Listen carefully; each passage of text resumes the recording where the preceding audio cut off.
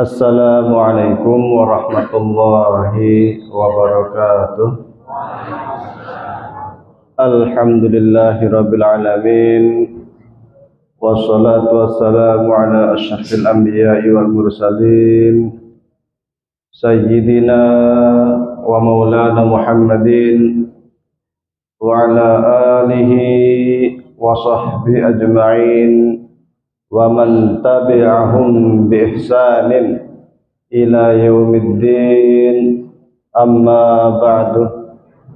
Jamaah sekalian yang kami hormati, puji syukur kehadirat Allah Subhanahu wa taala pada kesempatan kali ini untuk yang kedua kalinya setelah sekian tahun saya duduk di sini. Alhamdulillah bisa diberi kesempatan untuk kembali ngaji bareng, mudah-mudahan mendapatkan barokah dari Allah Subhanahu wa taala. Salawat berserta salam semoga tetap tercurahkan kepada junjungan kita Nabi Agung Muhammad sallallahu alaihi wasallam. Jamaah sekalian yang kami hormati, beberapa hari lalu memang benar Ustadz Rafi'i yang beliau juga Masya Allah luar biasa ikut mengabdi bersama kami di membersamai santri di Pondok Al-Muflihun yang masih rintisan, masih kecil, masih rumah, tapi beliau Masya Allah luar biasa dari sini ke Tretep seminggu 2 kali dan hanya mengharap ridho Allah. Tidak lebih dari itu, tidak ada embel-embel lain, luar biasa. Alhamdulillah, dan beliau menyampaikan ke saya supaya ngobrol bareng bersama jamaah yang di sini, mudah-mudahan bermanfaat. Permohonannya awalnya terkait dengan sejarah. Secara jujur, saya tidak menguasai sejarah. Karena bukan faknya sejarah, tetapi kalau sejarah pemikiran terkait dengan kelompok-kelompok Islam, ya pernah belajar. Karena saya di S1-nya itu jurusannya akidah filsafat.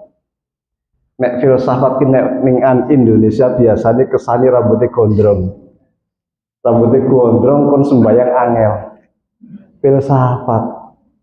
Iya, gue nang di jurusan apa? Filsafat, pantes rata wadus. Kesane. Tapi kalau di Mesir filsafat itu atau ilmu kalam kita belajar fungsinya untuk membela akidah Islam. Ini sebagai pengantar ya.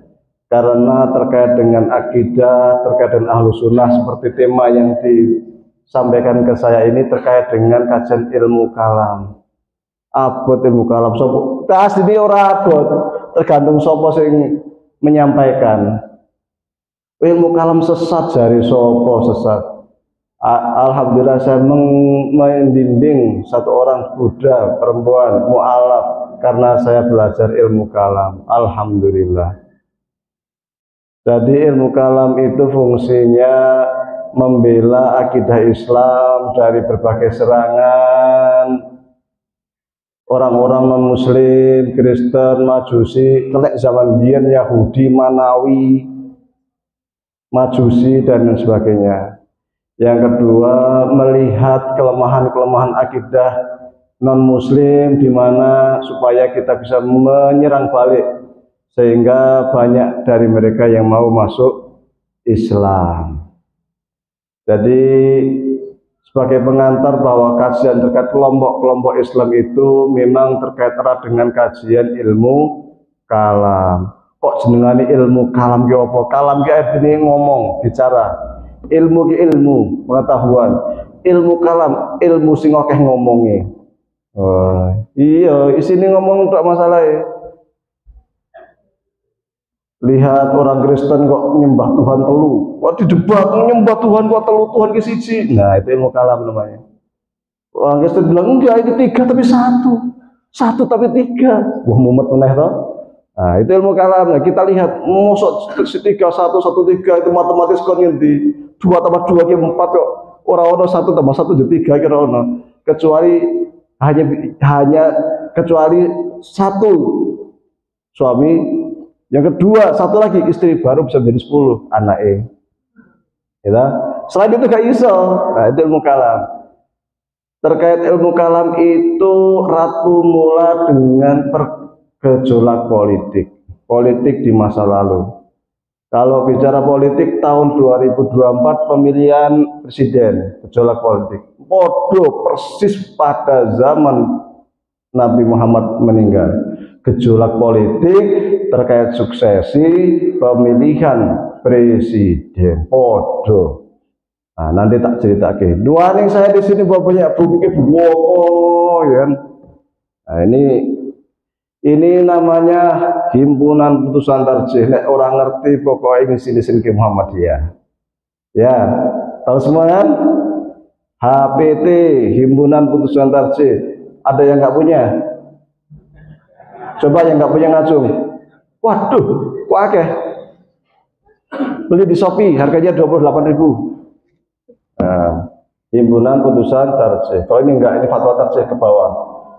Kemudian buku ini yang di bab iman saya syarah menjadi Ahlul Haq wa Sunnah syarah himpunan tarjih Muhammadiyah bab iman bagian ketuhanan, ini 3 jilid.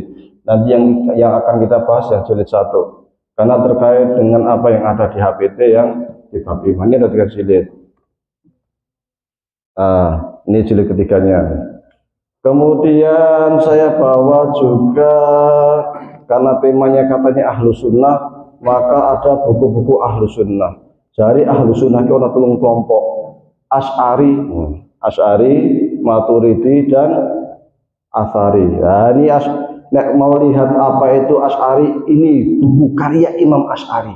Nah, buku ini judulnya apa? Al-Ibanah. Saya sengaja bawa bukunya meskipun kalian mungkin nggak bisa membaca Arab dulu. Nah, kayak ini rono rambutnya gundulan ya. Tapi supaya tahu, oh wilu buku ini kayak ngono ternyata. Sengaja saya bawa di tas. Ada beberapa yang nggak tak bawa karena buat skaboten. Kebanyakan. Ini bukunya kayak gini nih. Jadi bukunya Imam Asy'ari ke bentuknya kayak gini nih. Ini judulnya Usul Ahli Sunnah wal Jamaah. Cetak biru Ahli Sunnah wal Jamaah.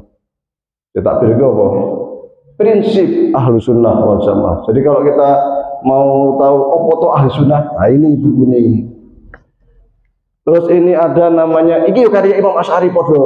Nah, yang penting ngerti, perlu nek keluar dari masjid ditanya Imam Asy'ari, pokoknya yang tahu bukunya. Ngerti? Orang ngerti sini yang bukunya tahu. Nah kan gitu. Terus tahu. Karena ini belum tentu loh yang di luar pernah lihat buku ini, belum tentu sing cok teriak-teriak aku aswaja NKRI harga mati. Udah mesti weruh buku ini. Nah, kalian udah tak bawa ini. Jadi buku karya Imam Asy'ari. Ini judulnya Kitabul Lumma' fi Raddi Ahli al-Zayg wal Bidah. Ini buku ilmu kalam. Rondo abot. Ini namanya Maqalatul Islamin. Nah, ini buku yang terkait dengan tema kita terkait kelompok-kelompok Islam. Saya sekarang agak senang karena di hadapan saya banyak pemuda. Saya kalau ngaji banyak pemuda itu senang. Dan yang tua pun ternyata jiwa muda. Serius senang saya. Karena kalau ngaji itu anak muda yang banyak yang hadir, masa depan cerah. Karena mudah-mudahan langkahnya masih panjang. Ini namanya Maqalatul Islamin. Nah, Maqalatul ini terkait dengan kelompok-kelompok Islam, politik, partai. Ono Golkar, ono PDI, ono Partai Umat, coret. Ya kan? Macam-macam di sini ada ini terkait partai. Nah, ini terkait dengan buku karya Imam Asy'ari. Aslinya kayak Imam Asy'ari karya bukunya itu. Cuman yang kita bawa ada 4. Ada beberapa buku yang enggak kita bawa dan ada banyak buku yang hilang. Maksudnya hilang itu, Imam Asy'ari lahir tahun 240 Hijriah, jadi udah ratusan tahun silam, jadi bukunya udah banyak yang enggak hilang, enggak nyampe ke kita. Ada tafsir yang konon 200 jilid. Piye iki nulise? Macane dhewe ora mesti iso. 200 jilid iki kapan macane? Nulis iso. Imam Asy'ari. Kalau yang ini namanya Anasafi. Tadi saya sampaikan Ahlus Sunnah itu 3 kelompok. Asy'ari, ini Asy'ari. Ini Anasafi ini Ahlus Sunnah yang Maturidi. Nah, Asy'ari itu Imam Asy'ari lahir di Baghdad, Maturidi di Rusia. Aduh, satu di Rusia, satu di Baghdad. Sak zaman pemikiran ini podo, zaman biyen urung ono SMS-an, WhatsApp-an urung ono, telepon-teleponan urung ono. Ning bilale kok pemikiran podo. Padahal orang diskusi bareng. Makanya disebut Ahlus Sunnah wal Jamaah Maturidi. Nek fikihnya Hanafi. Yang ini namanya Tohawi, akidah Tohawiyah. Ini Athari. Athari. Jadi 3 kelompok, satu Athari, ya.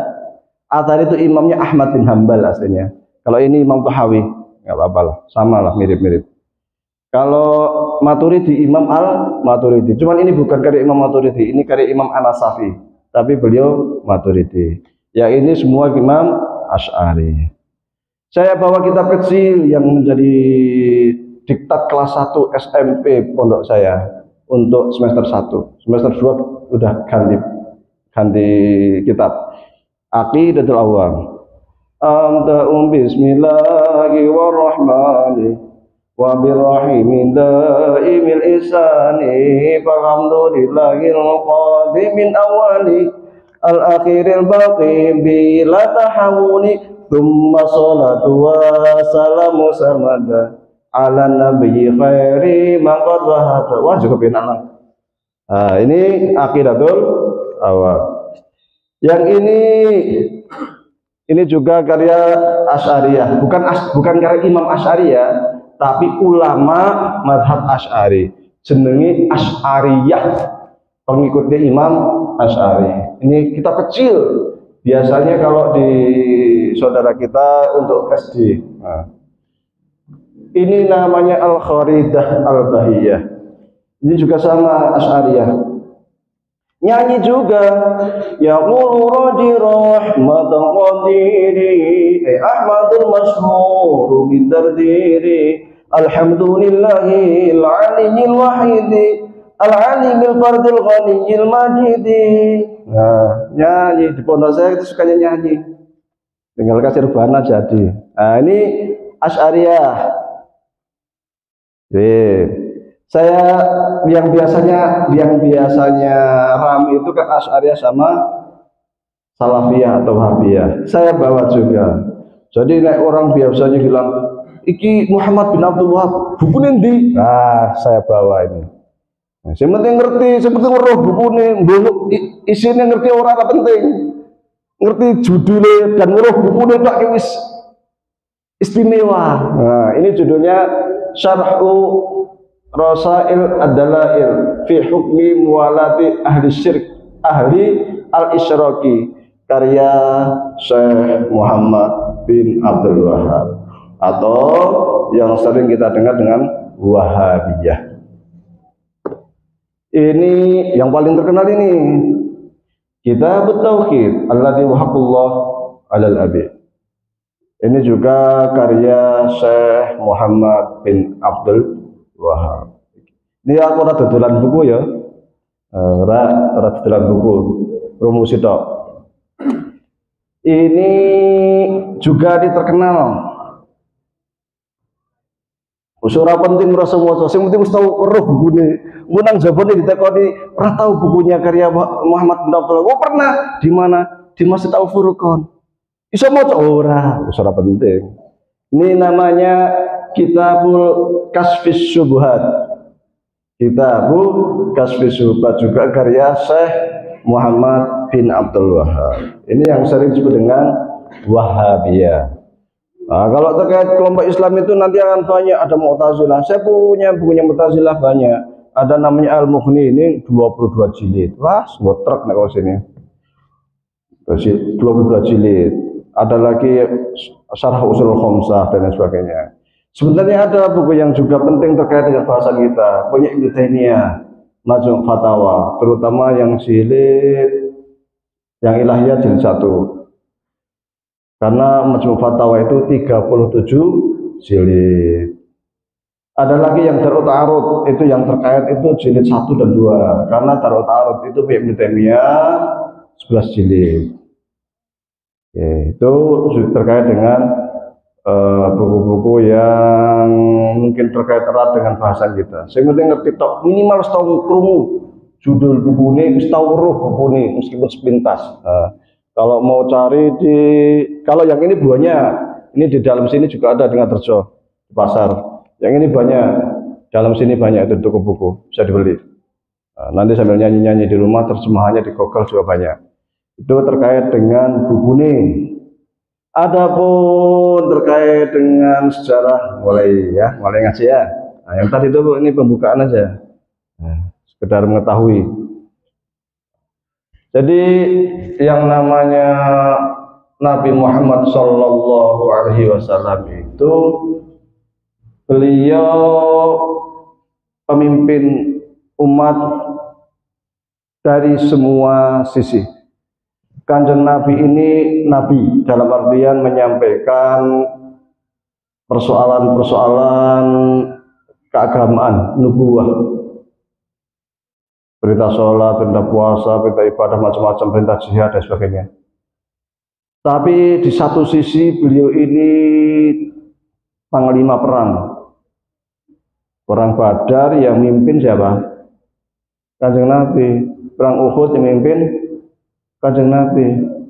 Perang Khandaq yang mimpin Kanjeng Nabi. Fathul Makkah yang mimpin Kanjeng Nabi.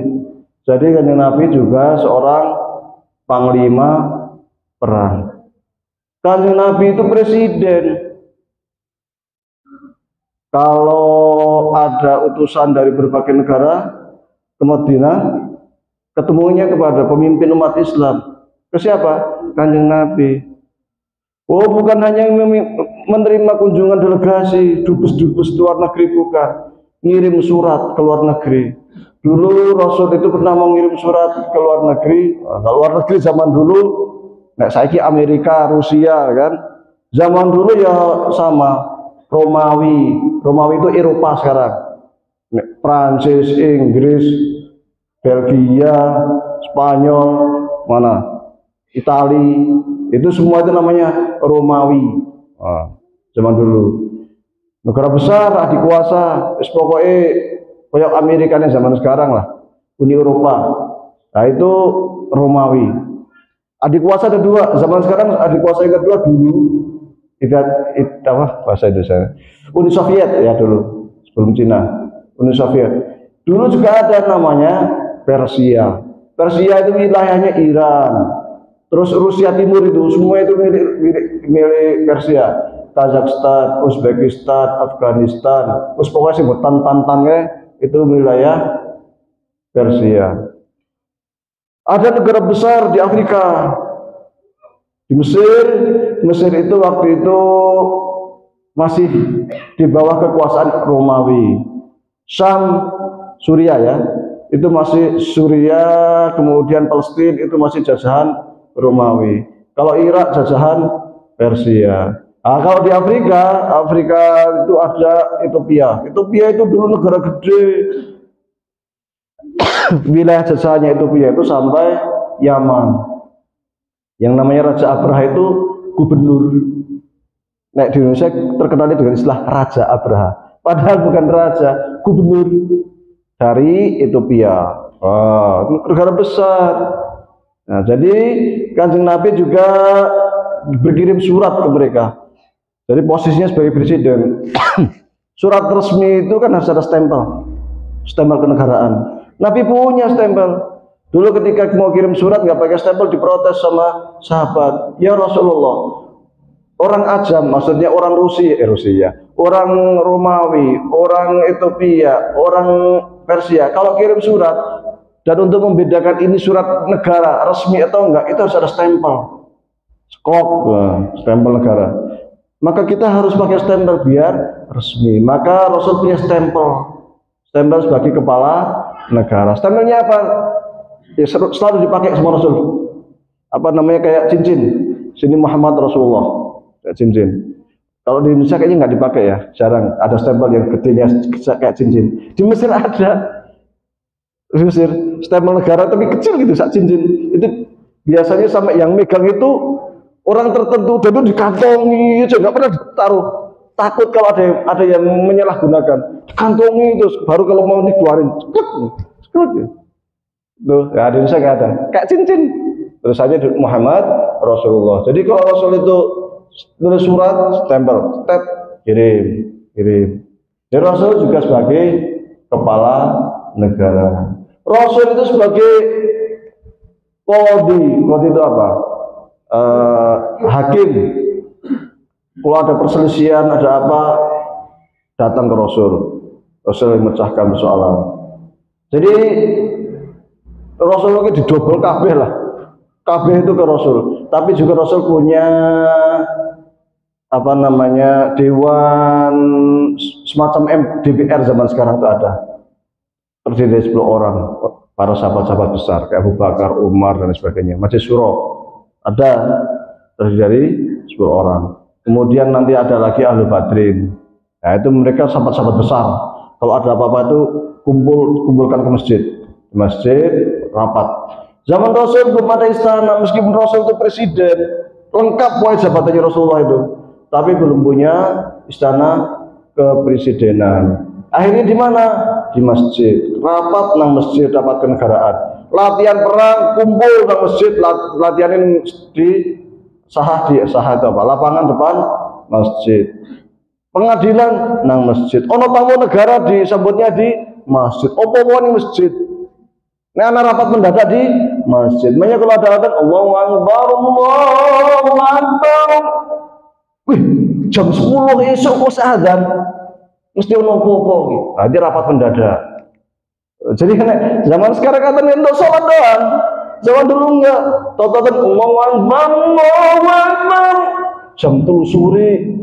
Biasanya adzan asar ki setengah 4. Nah, kalau di sini adzan setengah jam 3 kisar gitu ya. Kalau di Arab enggak, tergantung musim dingin adzan setengah 3, musim panas adzan setengah 5. Nah, itu kalau di sini stabil. Burung wae adzan kok adzan, ini mesti ada apa-apa. Datang semua sahabat-sahabat besar ke masjid, musyawarah, rapat, atau jangan-jangan datang ke kenegaraan. Nah, kalau rumah Rasul itu di masjid nih. Nah, ini ada pintu masjid ya ini, samping itu rumah Rasul. Jadi kalau ada apa-apa itu langsung datang. Ketok. Ya Rasulullah, ada tamu negara. Nah, datang. Bisa sambut di masjid. Masjid itu urung kayak ini masjid itu api, iki masjid Al-Furqan api. Zaman Rasul masjid itu pakai pelepah kurma. Atapnya pelepah kurma, sininya cuma lagi apa? Sederhana. Tapi dengan kesederhanaannya itu masjid yang luar biasa, yang berwibawa, uswa kabeh lah. Ditakuti negara Romawi, Persia, padahal masjid itu sederhana ini umum. Nah, di masjid itu juga Rasul membuat sistem mengkader jamaah dari yang anak-anak sampai yang tua-tua itu kadernya di masjid, menjadi kader Islam militan. Lekon jihad ya Rasul bilang, saya ini jihad, sedekah kabeh rebutan, pokoknya kayak jihad. Sedekah kabeh rebutan. Kader benar, sehingga mereka itu kalau Rasul sudah bilang apapun sami'na wa ta'na. Universitas Sinawana masjid. Makanya semua universitas Islam zaman dulu itu mesti dari masjid. Masjid Al-Azhar itu Universitas Azhar. Aslinya Masjid Al-Azhar. Tadi berkembang. Nah, gitu. Jadi masjid itu ya universitas. Jadi dari masjid semuanya. Itu Rasul. Maka Rasul sebagai kepala negara ini punya posisi yang sangat sentral, sangat penting. Dan sahabatnya dari Rasul itu bukan hanya Nabi. Semua sahabat tahu bahwa Rasul itu juga pemimpin negara. Makanya ketika Rasulullah dari Mekah menuju Madinah berhijrah, apa yang dilakukan Rasul?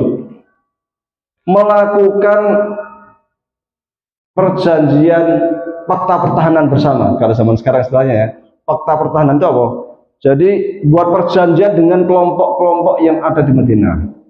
Kalau ada beberapa suku, kalau suku Khazraj sama suku Aus, dua suku Arab di Madinah ini Muslim, aman, karena mereka yang meminta Rasul untuk ke Madinah hijrah. Ya Rasulullah udah hijrah aja ke Madinah, di Mekah angel uripe, dikisruin, diributin, disiksa, di apa sama orang Quraisy, mending ke Madinah. Yang minta siapa? Suku Aus dan suku Khazraj. Tapi ada kelompok lain, Yahudi, Bani Nadir dan lain-lain, Quraidah dan lain sebagainya. Rasul datang ini sebagai kepala negara, datang. Yahudi tahu, waduh gini Rasul teko. Padahal awalnya itu sebenarnya Yahudi akan manggil Rasul duluan. Ini kalah cepat. Nah ini nantilah cerita nih, mengikut kemana-mana. Akhirnya Yahudi tunduk kepada presiden sing jenengane Rasulullah. Rasul langsung buat fakta pertahanan kepada Yahudi. Pokoknya kalau ada serangan dari manapun, entah dari kafir Quraisy, entah dari Romawi di Syam, entah dari Persia atau suku Arab lainnya nyerang Madinah, kalau yang diserang umat Islam, Yahudi belok. Kalau yang diserang orang Yahudi, umat Islam belok. Pokoknya kita bersama, satu bangsa, satu negara, meskipun berbeda agama. Ini namanya fakta pertahanan bersama. Ini yang dilakukan Rasul, dan Yahudi setuju, oke, nggak ada masalah. Sahabat tahu, sangat sadar. Maka ketika Rasulullah Shallallahu Alaihi Wasallam wafat, sahabat geger. Ini kepala negara, presiden kita meninggal dunia. Butuh presiden baru. Maka orang Muhajirin, orang Ansor segera rapat di rumahnya Bani Sa'adah. Untuk apa? Memilih calon presiden. Karena kata Ibnu Taimiyah, negara satu hari tanpa pemimpin itu lebih berbahaya dibanding 60 tahun di bawah pemerintah yang zalim. Karena sehari tanpa pemimpin, kekosongan kepemimpinan, itu negara bisa kacau balau. Makanya di negara manapun mesti ada hierarkinya, strukturnya. Kalau presiden meninggal mendadak umpamanya, ya akan mengambil kekuasaan siapa? Wakili Wakili ternyata ditembak, yang mengambil kekuasaan siapa? Langsung ada bawahannya itu Menteri Pertahanan umpamanya. Supaya apa? Tidak terjadi kekosongan di sebuah negara. Maka ketika Presiden Soekarno waktu itu ditangkap, dibuang kemana itu? Sumatera ya, daerah mana itu? Langsung kan membuat pemerintahan sementara di Jogja. Supaya apa? Tidak terjadi kekosongan pemerintahan. Kalau kosong bahaya, iso perang dewi-dewi. Mudaratnya lebih banyak. Maka orang Muhajirin nyadar bahaya itu. Segera kita pilih pemimpin baru. Padahal Rasulullah belum dikebumikan waktu itu. Yang ngurus pengebawanya adalah sahabat Ali bin Abi Thalib dan Ahlul Bait lainnya, keluarga lainnya, beberapa sahabat. Tapi musyawarahnya hanya sesama Muhajirin. Mau nyuri stat, pokoknya mumpung sama orang Ansor, maaf, nyuri stat istilahnya, mumpung orang Muhajirin belum ngerti, cepetan biar pemimpinnya orang Muhajirin. Rapat mereka, ada sahabat siapa namanya, itu Sa'ad bin Qais, ada beberapa banyak orang Muhajirin dari suku Khazraj dan suku Aus. Dilalai ada sahabat dari Muhajirin yang mendengar langsung lapor ke Abu Bakar. Abu Bakar langsung datang ke situ. Ini kalian ngapain nih katanya? Sedang rapat. Rapat apaan nih? Memilih pemimpin baru, suksesi kepemimpinan. Wah, kalau kalian memimpin jangan di sini, jangan sembunyi-sembunyi dong, istilahnya. Kalau rapat kan di masjid, ini di rumah orang, Bani Sa'adah. Jangan di sini kalau mau rapat negara, ke masjid. Oh. Akhirnya Abu Bakar suruh pindah ke masjid. Pindah ke masjid. Panggil orang Muhajirin. Umar bin Khattab, Abu Ubaidah, semua Utsman dan sebagainya, Ali. Semua dipanggil. Pindah rapat ke masjid. Di masjid rame. Yang kaum muhajirin, pokoknya yang menjadi pengganti Rasulullah harus dari orang muhajirin. Kok iso? Loh, kita yang dari dulu membantu Rasulullah di Mekah disiksa di apa kita kok? Orang Ansor nggak mau. Yang benar. Tapi yang menolong Rasul sekarang menjadi negara besar di Medina, punya kekuasaan yang tinggi. Karena waktu Rasul di Medina, kekuasaan Islam sudah luas. Bahkan Fatu Makkah sudah kan, daerah Syam sudah, daerah Tabuk sudah, wilayah Romawi yang di Syam itu sudah dipretelin, sudah menjadi wilayah Islam. Taif sudah, jadi udah lumayan luas. Waktu di Mekah belum punya kerajaan, negara Islam itu nggak ada. Umat Islam itu masih umat lah, masih organisasi, gampangnya. Orang di kekuasaan. Medina udah jadi kekuasaan, ada presidennya, ada menterinya, ada dewan suruhnya, lengkap. Yang berjasa siapa? Ya kami orang Ansor. Yang undang Rasul hijrah siapa? Kami. Ketika sampai sini nempatin di rumah perumahan kami. Yang kasih makan kaum muhajirin supaya mereka bisa hidup eksis di sini siapa? Kami. Maka kami yang berhak jadi pemimpin. Itu orang Ansor. Orang muhajirin gak terima, orang ngono. Gak iso. Meskipun kalian itu yang menerima, tapi yang Islam duluan siapa? Kami. Yang disiksa, menahan siksaan, yang meninggalkan rumah, meninggalkan harta benda, rela hijrah membela Nabi, siapa? Kami. Yang membela mati-matian waktu di Mekah, yang macam-macam sampai sebagian kita sampai syahid, siapa? Kami. Di saat kalian belum ada, belum berislam, siapa? Kami. Rame di masjid itu, rame karena ingin memilih pemimpin. Ya podo zaman sekarang lah ya, kalau sudah soal pemimpin rame. Ini orang, tapi nggak ada pakai politik uang, nggak ada. Orang muhajirin pakai duit nggak ada. Tapi ngungkit-ngungkit kebaikan iyo. Nah, dulu kami kan yang begini, dulu kami yang, tapi kami merupakan orang ikhlas. Maka ketika kita melihat sahabat, itu ada dua hal. Satu, sahabat itu sebagai manusia. Tapi yang kedua, kita juga harus yakin bahwa sahabat itu manusia terbaik, generasi terbaik yang diturunkan ke muka bumi. Khairul qurun qarni, kata Rasul. Tsummaladina yalunahum, itu terbaik. Maka Ahlussunnah wal Jamaah mengatakan sahabat itu udul. Udul itu apa? Pokoknya ono sahabat sing ngomong sesuatu mesti bener. Orang sahabat ngapusi nono, mesti benar. Maka ketika kita mengenal sahabat, kita akan menilai sahabat itu di atas kepala kita. Kita hormati sangat tinggi. Ini beda kita dengan Syiah ya. Kita tinggikan sahabat itu. Meskipun di satu sisi ketika kita bicara politik, ya kita bicara politik apa adanya. Sahabat sebagai manusia, tetapi mereka manusia terbaik. Karena ibadahnya, jihadnya, infaknya, macam-macamnya nggak bisa. Maka Rasul mengatakan ashabi kan nujum, sahabatku itu pakai bintang gemintang. Bi ayyihim maqtadaitum ihtadaitum. Sahabat mana saja yang kau ambil, kemudian kau jadikan contoh teladan, pasti dia akan memberikan petunjuk padamu. Ibaratnya merem, jumlah sahabat piro? 124.000. Ambil Ibnu Mas'ud, buka sejarahnya, pasti memberikan teladan baik untuk Anda.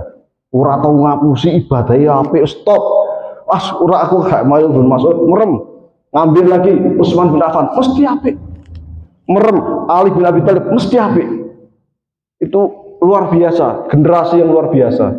Maka kita angkat tinggi-tinggi yang namanya sahabat itu adalah paham Ahlussunnah wal Jamaah. Aswaja. Nah, kita Muhammadiyah Ahlussunnah wal Jamaah bukan? Muhammadiyah Ahlussunnah wal Jamaah bukan? Ya. Ahlussunnah wal Jamaah sesuai dengan apa yang disampaikan oleh Kiai Jarnawi Hatikusumo di dalam bukunya Muhammadiyah Ahlussunnah wal Jamaah, dan sesuai yang ada di HPT. Nanti kapan-kapan kita bedah persis konsep Ahlussunnah yang disebut dengan istilah Ahlul Haq was Sunnah. Oke, jadi meskipun kita lihat sahabat di masjid ramai debat soal siapa yang akan mengganti, tetapi kita tidak boleh mencela satu orang pun sahabat. Jangan kayak si Rafidah, Abu Bakar diunyu-unyu, dihujat, dijelek-jelekkan, Umar dijelek-jelekkan, sahabat siapa? Istri baginda Nabi Aisyah dijelek-jelekkan. Kalau kita junjung tinggi Aisyah, ya, lagu ini kan kita junjung tinggi karena mereka bagian dari para sahabat. Ramai di masjid. Kemudian ada sahabat yang mengatakan, Umar bin Khattab, kalau saya, ada Isa ya, kita berhenti. Kalau saya itu akan memilih Abu Bakar. Kenapa?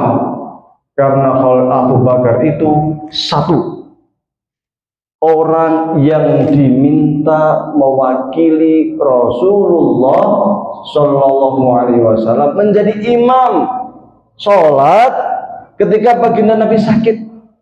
Nah kalau dia aja menjadi imam sholat, apalagi ini urusan akhirat, apalagi urusan dunia. Satu. Yang kedua, Abu Bakar ini yang dipilih oleh Rasulullah Shallallahu Alaihi Wasallam menemani beliau hijrah ke Madinah. Hanya berdua. Sama siapa? Sama Abu Bakar As-Siddiq. Allahu Akbar, Allahu Akbar.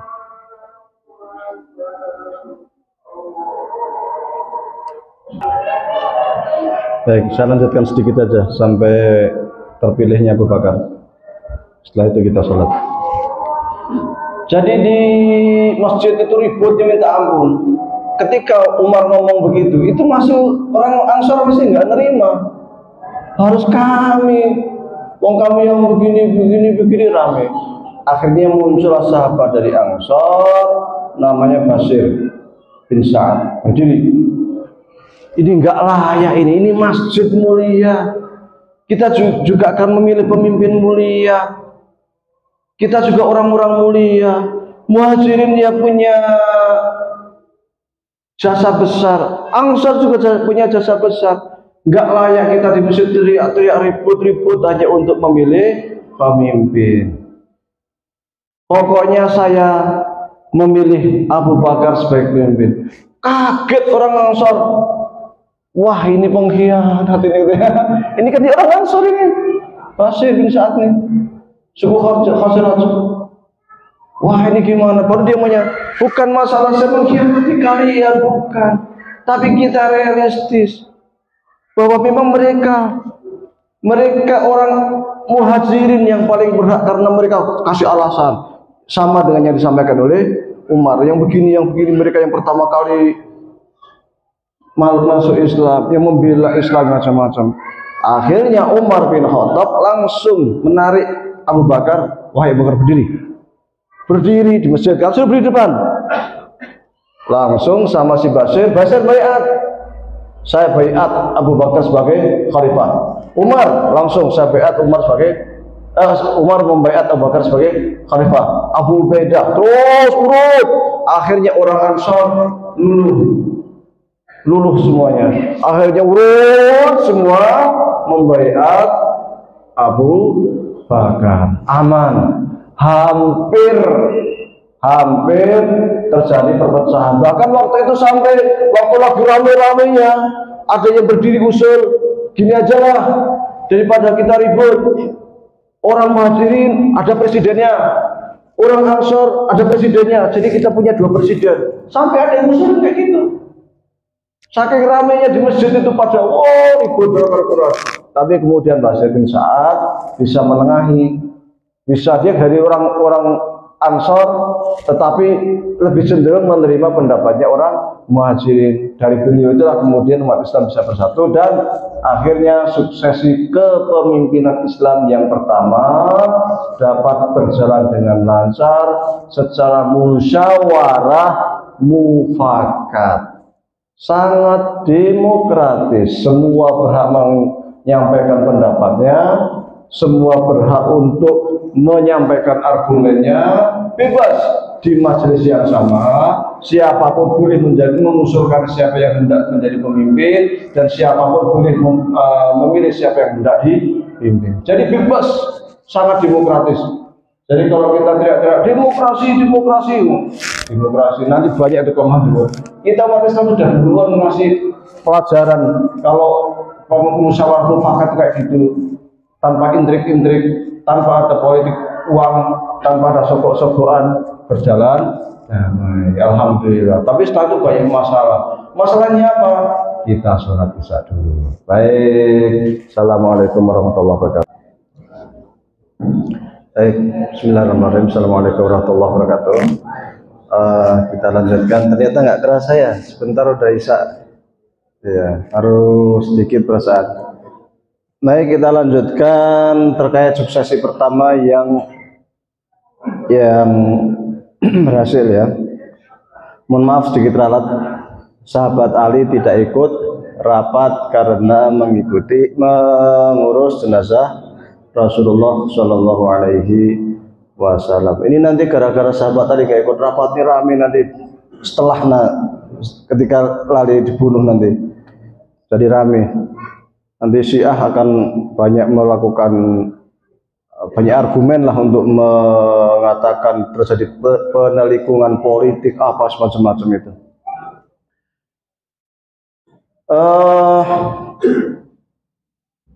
Suksesi berhasil. Umat Islam punya pemimpin baru yang kemudian dibaiat. Baiat itu kalau zaman sekarang ya semacam sumpah jabatan ya, pengakuan. Cuman belum dilantik, belum ada pelantikan. Pelantikannya kapan? Hari setelahnya. Pelantikannya kayak zaman sekarang di Istana Negara, resepsi semacam-macam lah dengan uang miliaran yang luar biasa, ramai. Enggak, tetap di masjid. Kemudian dalam pelantikan presiden yang sama-sama ditunggu dinanti dan dengan jamaah yang rakyat yang senang karena sudah punya pemimpin baru. Kemudian sahabat Abu Bakar menyampaikan pidato kepresidenan yang pertama. Apa kata Abu Bakar? Lastu bi khairikum. Saya ini sesungguhnya bukan orang terbaik dari kalian. Masya Allah, tawadhunya luar biasa. Padahal kita tahu bagaimana perjuangannya Abu Bakar, keutamaannya Abu Bakar luar biasa. Beliau yang dipilih oleh Rasulullah untuk mendampingi hijrah, dipilih Rasul untuk menjadi imam salat menggantikan Rasul ketika sakit. Tapi apa kata beliau? Lastu bi khairikum. Saya ini bukan orang terbaik dari kalian. Cuman kebetulan kalian memilih saya untuk menjadi pemimpin. Sekiranya saya ketika memimpin kalian ada yang salah, tolong luruskan saya. Ini orasi politik beneran, bukan pencitraan. Bukan pencitraan. Jangan saya kalau mau demo silahkan demo, saya giliran di demo lah kita. Oh enggak, kalau Abu Bakar enggak kayak gitu. Ini bukan pencitraan, ini asli. Saya bukan orang terbaik dari kalian. Kalau kalian demo ya tak temuin masalah apapun terkait masalah rakyat. Namun jika ada yang salah, luruskan. Seakan sederhana, namun mengandung makna yang luar biasa. Satu, ketawaduan seorang pemimpin, rendah hati seorang pemimpin. Meskipun dia mempunyai kapasitas yang luar biasa, namun rendah hati. Yang kedua, dia merasa bahwa dia itu sesungguhnya bukan pemimpin yang diktator, yang kerjaannya memerintah, perintah, yang membangkang, tangkap, penjara, enggak. Karena dia itu wakil umat Islam. Setelah orasi kenegaraan dan lain sebagainya, sekarang cari gelar. Nah, kalau Romawi kan ada namanya Kisra, dalam bahasa Arabnya itu Kisra, Kaisar Romawi. Kalau Mesir, Fir'aun. Kalau Persia, apa namanya? Raja Persia, apa lupa saya. Kalau apa Jogja, Sultan, ya, Sultan. Jadi punya gelar. Sekarang khalifah, dulu belum istilah khalifah, belum ada. Ini kita baru nyari kira-kira apa yang pas ya. Kisra, enggak, masuk Kisra kan untuk Romawi. Fir'aun, apalagi Fir'aun di Quran dijelek-jelekkan semua, masa pengganti Rasul namanya Fir'aun, enggak mungkin ya. Mangku bumi, masuk mangku bumi ning Arab ning Jawa, mangku bumi, mangku alam ngono kan. Sir Sultan Hamengkubuwono apa meneh ora cocok ya kan. Akhirnya dipikir, wah apa istilahnya, belum ada khalifah, pemimpin umat, engkau itu kan pengganti Rasul. Kalau pengganti Rasul itu bahasa Arabnya apa? Khalifah, pengganti. Khalifatul Rasul. Atau penggantinya urusan kaum muslimin, Khalifatul Muslimin. Wah, kayaknya pas nih, cocok ini. Cocok. Udah pakai istilah ini aja. Maka kemudian disepakati bahwa pemimpin umat Islam di zaman Abu Bakar itu gelarnya apa?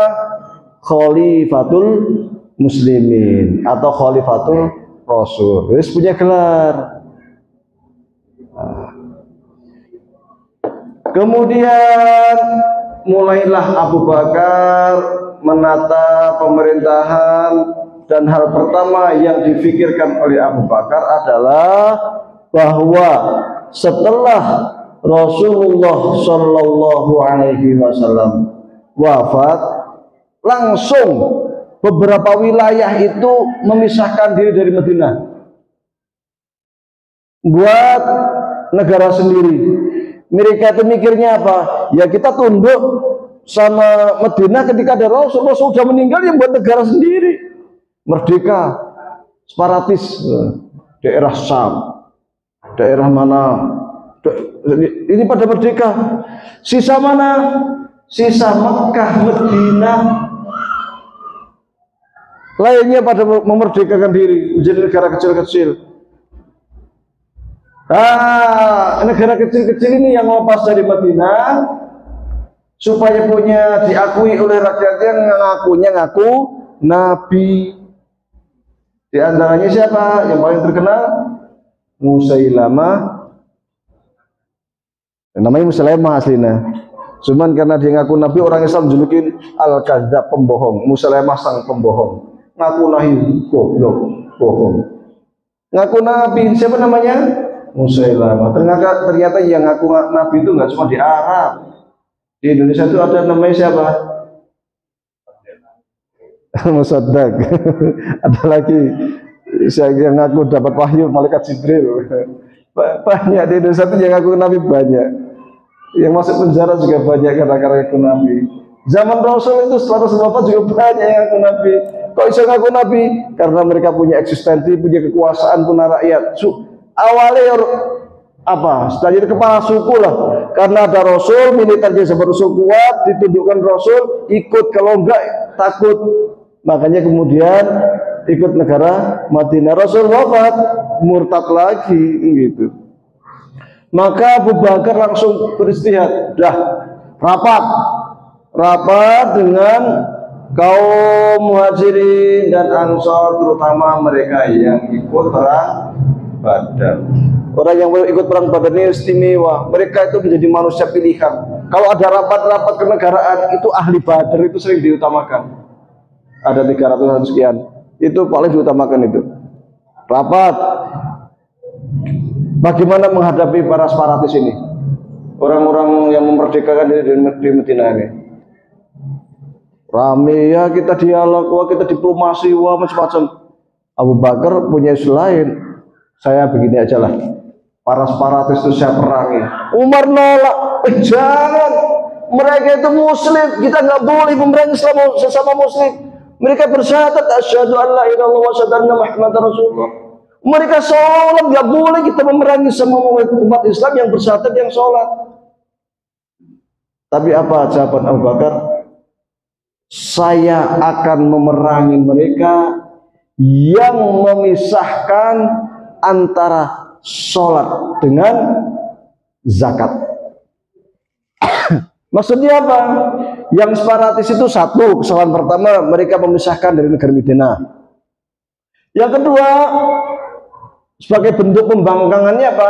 Tidak mau menyerahkan zakatnya ke Madinah. Umpamanya nang Indonesia, ono sekelompok masyarakat yang memisahkan dari Indonesia, kemudian nggak mau bayar pajak, nggak mau bayar ke negara, kira-kira diapakan? Mesti nih, kira-kira diapakan? Ya diserang, ya kan gitu, mestinya ya kan. Nah, tapi kadang kan nggak di Papua kan aman, separatis. Jadi yang dilakukan Abu Bakar adalah karena mereka dianggap memisahkan antara sholat dengan zakat. Karena yang namanya zakat ini merupakan sumber keuangan terpenting bagi umat Islam. Ini terkait rakyat, terkait perut, terkait ekonomi, nggak main-main. Makanya Ali sahabat Ali pernah mengatakan begini, saya itu heran sama orang miskin. Kenapa mereka tidak mau memerangi orang kaya yang nggak mau bayar zakat? Istilahnya itu. Kenapa mereka nggak mau demo? Itu sahabat Ali. Abu Bakar sama, karena mereka nggak mau zakat, nggak mau menyerahkan zakatnya ke Madinah, yang saya siapkan pasukan besar. Maka terjadi banyak pertempuran, berat pertempuran, dan selalu dimenangkan oleh umat Islam. Pertempuran terdahsyat ini yang dengan Musailamah al-Kadzdzab ini, yang di Yamamah itu, perang Yamamah. Di mana di perang Yamamah itu yang syahid dari kalangan umat Islam yang hafid itu kisaran 73 atau 70-an lah. Zaman Rasul itu sahabat 1.000 ya, 124.000 itu enggak semuanya hafal Quran. Tapi semuanya mengamalkan Quran. Makanya ketika 170-an yang 70-an dari 124.000, 70-an yang hafid meninggal, geger, sahabat geger, buahnya itu. Karena yang hafid enggak kayak sekarang. Sekarang yang hafid satu pondok aja berapa itu kan? Yang hafid Quran pondok tahfidz itu satu pondok aja berapa? Bisa 100 orang gitu. Yang hafid Quran, apalagi senegara banyak sekali. 124.000 itu yang hafid nggak banyak. Ketika 70-an orang hafid meninggal, geger sahabat, langsung rapat darurat. Diadakan rapat darurat, kumpulkan semua sahabat-sahabat besar, terutama yang ahli yang Badar, yang mereka ikut perang, kumpulkan rapat darurat. Apa pembahasannya? Bahaya ini. Kenapa? 70-an orang hafid Quran meninggal. Bahaya ini. Nanti generasi kita bagaimana setelahnya? Akhirnya muncullah usulan dari sahabat Ali dan sahabat Umar, gini aja wahai Khalifatul Muslimin, kita bukukan mushaf Al-Quran. Dulu zaman Nabi, zaman awal-awal Abu Bakar nggak ada mushaf Al-Quran segini, satu mushaf itu nggak ada. Orang yang hafal qul huwallah ya hafal qul huwallah. Yang hafal surat Baqarah hafal surat Baqarah. Kalau mau ngaji yang apa yang dihafal. Kalau enggak nanti ada beberapa sahabat yang punya catatan Quran. Ibnu Mas'ud punya catatan Quran lengkap, tapi suratnya kadang tidak rapi. Terus ada catatan pinggirnya. Nanti sahabat siapa punya catatan. Belum lagi nanti yang buku yang cuman beberapa lembar di Pelepah Kurma, ada di Ubay, ada di siapa Zaid bin Sabit, ada yang di siapa. Jadi terpencar-pencar tuh. Ada yang punya sahabat itu cuma punya beberapa ayat Al-Quran tertulis di batu, disimpan. Ada yang tertulis di mana, disimpan. Akhirnya udah kita kumpulkan sejak kita tulis dalam satu mushaf, kita kumpulin jadi satu. Abu Bakar bingung. Kalau dibukukan, Rasulullah Shallallahu Alaihi Wasallam belum pernah membukukan. Ini persoalan baru. Nah zaman sekarang apa? Wah ini bid'ah ini kan gitu. Bid'ah ini Rasul nggak ngelakuin kok kita ngelakuin. Kata Umar, tapi ini penting. Ini maslahat umat Islam. Kalau kita nggak ngelakuin, nanti kalau kita sampai meninggal, para hufat yang meninggal, yang syahid, terus umat Islam setelah kita mau ditinggalin apa? Tapi Rasul Abu Bakar kembali mengatakan, demi Allah sekiranya gunung Uhud itu diletakkan di tangan saya, ini jauh lebih ringan bagi saya dibanding saya harus membukukan mushaf. Ini belum pernah dilakukan Rasul. Saya takut kalau saya itu melakukan sesuatu yang tidak pernah dilakukan Rasul dan menyalahi perintah Rasul. Takut melakukan perbuatan bid'ah. Karena bid'ah itu nggak ringan. Gini aja deh. Beri saya waktu 3 hari. Karena keputusan berada di siapa? Di Abu Bakar sebagai pemimpin negara. Kasih saya waktu 3 hari. Saya akan melakukan sholat istikharah. Saya akan renungkan, saya akan pikirkan. Kira-kira memungkinkan enggak? Kira-kira dosa enggak kalau kita bukukan mushaf jadi satu ini? Akhirnya disetujui. Abu Bakar selama 3 hari merenung, sholat istikharah.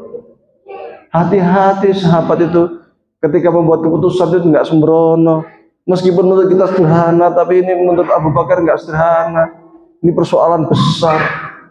Setelah 3 hari, kumpulkan lagi sahabat. Kumpulkan sahabat besar. Rapat. Kemudian, bagaimana wahai Amirul Mukminin, wahai Khalifatul Muslimin, sudah ada keputusan? Setelah saya timbang-timbang, kata Abu Bakar, setelah saya pikir-pikir, memang membukukan mushaf ini belum pernah dilakukan Rasulullah. Dan saya khawatir, saya takut melakukan sesuatu yang tidak pernah dilakukan oleh Rasulullah. Tapi ternyata Rasulullah itu ketika turun wahyu selalu minta sekretarisnya, diantaranya siapa? Zaid bin Sabit, untuk menuliskan Al-Quran. Berarti menuliskan Al-Quran itu perintah Rasul. Ini artinya membukukan mushaf itu berarti dibolehkan, karena kita nggak membuat hal baru, tetapi sekedar mengumpulkan sesuatu yang ada. Dan selain itu juga mengandung maslahat bagi kaum muslimin. Maka saya putuskan kita bukukan mushaf. Alhamdulillah. Jadi ini namanya mushaf ya, bukan Quran. Kalau orang Indonesia bilangnya Quran. Quran itu gak dijual belikan. Quran itu kala Allah. Al-Quran itu Alhamdulillahi Rabbil Alamin Ar-Rahmanir Rahim Maliki Yaumiddin. Itu Quran. Kalau mau beli itu bukan itu, kan dijual belikan, itu kalam Allah. Yang dijual belikan itu namanya mushaf, sahifah. Sahifah itu artinya apa? Lembaran. Jadi ini namanya mushaf, itu namanya mushaf, bukan Quran. Di Indonesia itu salah kaprah. Bilangnya mau beli apa? Mau beli Quran. Enggak, Quran enggak dijual belikan. Qul huwallahu ahad, Allahus samad. Harganya berapa? Oh, itu enggak dijual belikan itu. Yang dijual kan itu lembaran-lembaran itu loh. Makanya ada Quran harganya 20.000, ada 40.000, ada 100.000 karena kertasnya bagus. Karena ini Qurannya ada terjemahnya, ada Qurannya. Mushafnya ada terjemahnya. Karena ada untuk apa namanya mushaf hafalan ada warna-warni merah, kuning, hijau. Itu namanya mushaf. Bukan Quran. Makanya namanya mushaf Abu Bakar.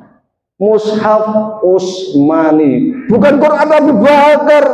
Quran itu kalamullah, ya Quran hanya sifat Allah saja. Yang ada mushaf Abu Bakar, yang ada mushaf Utsmani. Dibukukanlah mushaf Al-Quran. Enggak gampang, kita harus buat tim. Buat panitia untuk mengumpulkan mushaf Al-Quran. Karena pekerjaan besar, butuh dana, butuh anggaran, butuh tim, maka dipimpin dan ditunjuk Zaid bin Tsabit sebagai ketua panitia. Nanti Zaid bin Tsabit akan mengumpulkan beberapa sahabat lainnya yang itu dulu menjadi sekretaris Rasul, untuk kemudian tugasnya mencari siapa yang pernah nulis. Jadi kalau sahabat banyak yang hafal, alhamdulillahirabbil alamin. Tapi tulisannya mana? Waduh, tulisannya mono. Cari siapa yang punya tulisan alhamdulillahirobbilalamin. Cari tonggot, ketuk pintunya. Punya enggak? Enggak punya. Kamu punya enggak? Wah, aku punya. Tapi cuma satu ayat. Terus kumpul sini. Satu kumpulin. Tanya lagi, ketuk satu pintu ini. Tanya, kamu punya enggak? Saya punya. Tapi surat Qul huwallahu ahad. Tapi gak lengkap, cuma 3 ayat. Surah apa? Kumpul, ketuk lagi, cari lagi. Berat. Bukan kemudian ada yang sudah satu gini, bukan. Ini ngumpulin dari satu orang ketuk pintu kesana kemari, nyari kesana kemari, kumpulin. Dan gak urut. Sahabat ini punya alhamdulillah, sahabat enggak. Ini punya ayat berapa? Ini udah kumpul semua, tata satu ditata, diurutin. Karena urutannya itu berdasarkan wahyu. Rasul itu kalau turun ayat Al-Quran itu yang pertama turun surat apa? Iqra bismi rabbikal ladzi khalaq. Tapi dia nggak di pertama kan? Yang surat pertama apa? Alfa. Ya. Yang surat kedua Al-Baqarah. Kok bukan Al-Alaq? Pada di ayat turun pertama, Rasulullah selalu mengatakan ketika ayat Al-Quran, surat ini, ayat ini taruh di sini, ini masuk ke surat ini. Nanti turun ayat apa? Dan turunnya itu enggak urut. Alhamdulillah lengkap. Al-Baqarah lengkap enggak? Al-Baqarah itu berapa kali turun? Turun sini, nanti taruh di sini. Ini taruh sini. Makanya ngomong sama Zaid bin Tsabit, taruh sini ya. Nanti turun ayat lagi. Ini tabel naikkan ke atas. Turun ayat lagi, ini taruh di surat ini. Agak rumit. 23 tahun turun ayat Al-Quran itu gak gampang. Tempel sini, atas, bawah, surat ini, belok. Nah itu sahabat terus ngumpulin semua itu. Kumpulin satu. Tugas berat, sangat berat. Setelah terkumpul, ini ada yang dari batu, ada yang pelepah kurma, ada yang apa di kayu, kumpulin semua, numpuk satu ruangan mana-mana itu, dijajar rapi. Dah sekarang ini belum selesai, minimal harus ada saksi 2. Dia satu lembar nih, ini cuma ada 3 ayat. Siapa yang punya yang menyaksikan bahwa ayat ini turun? Harus ada 2 saksi. Saya itu turun waktu di sini. 1 orang doang. Harus 1 saksi lagi. Kalau apal udah pada apal semua. Ada saksi enggak? Oh, ini begitu. Jadi selalu ada saksi, nyari 2 saksi sampai ketemu semuanya itu. Harus ada 2 saksi semua. Ada 1 ayat yang hanya ada 1 saksi. Saya kok lupa ya sahabat siapa ya. Nanti mudah-mudahan pertemuan ke depan saya ingat, saya cari ya. Ayatnya kok lupa dan saksinya siapa saya lupa. Ini cuma diputar-putar hanya ada 1 saksi. Nanya ke sana kemari hanya ada 1. Wah gimana? Padahal semua sahabat hafal. Semua sahabat hafal ini bagian dari ayat Al-Quran. Masalahnya saksi ini cuma siji.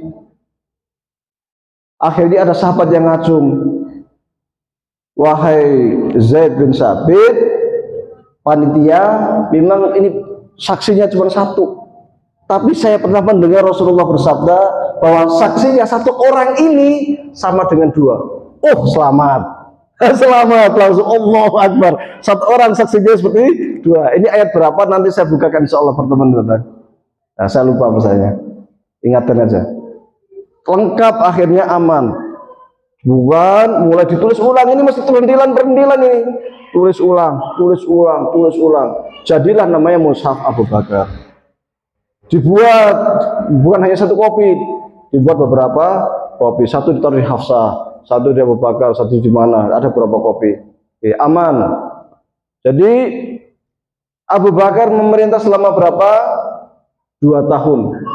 2 tahun itu yang dilakukan oleh Abu Bakar adalah 2 hal yang sangat penting. Minimal 2 hal yang sangat penting. Satu, menyatukan kembali dunia Islam yang sebelumnya itu udah pecah-pecah. Banyak separatis yang nggak mau gabung ke dunia Islam, yang waktu itu hanya sisa Makkah dan Madinah saja. Itu pekerjaan berat, itu pengorbanan, itu banyak syuhada. Karena apa? Mereka itu yang suku-suku itu merasa sebagai nabi baru dan lain sebagainya lah. Jadi seakan ini tugas Abu Bakar hampir mirip seperti tugasnya Rasulullah, Futuhat Islamiyah. Jadi